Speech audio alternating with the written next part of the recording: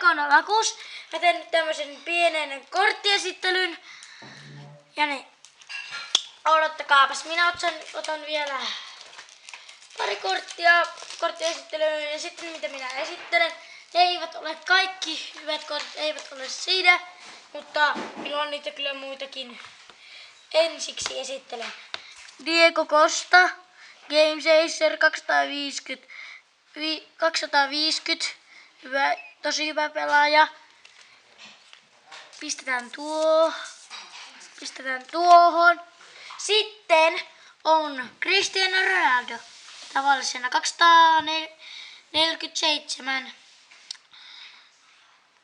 Mä sain sen yhdessä videossani. Tässä on Zlatan Game Chaserina 261. Noin.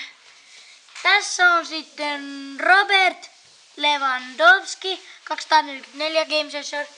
Tässä on Manuel Neuer Goalstopper. Kyllä mulla on muitakin goalstoppereita. Ja Mario Götze Game Chaser 251. Ja tässä on Niklas Moisander Limited Edition, niin mä sain sen mun kansiosta, niin ei se kaikista vaan siltä rautajutusta, mikä on tuossa. Tuossa se oli sitten, tässä on Team Book Limited Edition, ja tämän mä sain kansiosta. Kaikilla on varmaan tämä. Sitten tässä on Paul Pogba Limited Edition, niin senkin mä sain kansiosta. Ihan hyviä pelaajia minulla on, mutta kyllä minulla on muitakin hyviä pelaajia,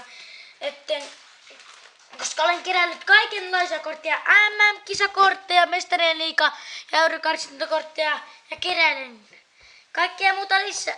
Tässä on Goalstopper, Rui Patricio, hyvä mokki, mutta ei niin hyvä kuin luulette.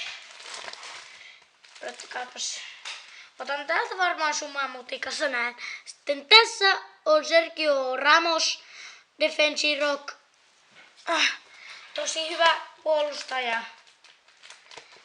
Ja toivoisin, että tykkäisitte, kommentoisitte ja tilaisitte minua.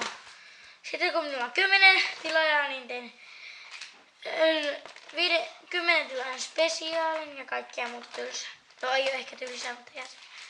Sitten odottakaapas, en taida löytää muuta. No, ei siitä väliä, mutta käykää kanavalla katsomassa. Tällainen oli korttiesittelyni. Mutta ei se jää tähän. Mutta nähdään sitten seuraavassa videossa. Joten se olisi moikka!